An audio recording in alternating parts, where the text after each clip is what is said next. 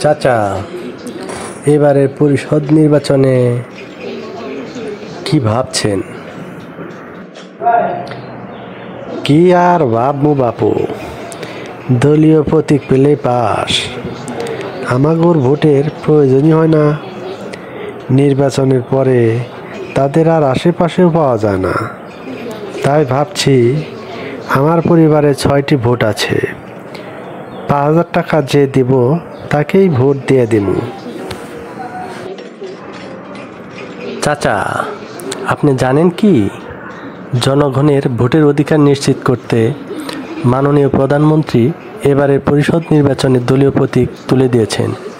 এখন জনগণের ভোটেই যোগ্য প্রার্থী নির্বাচিত হবেন।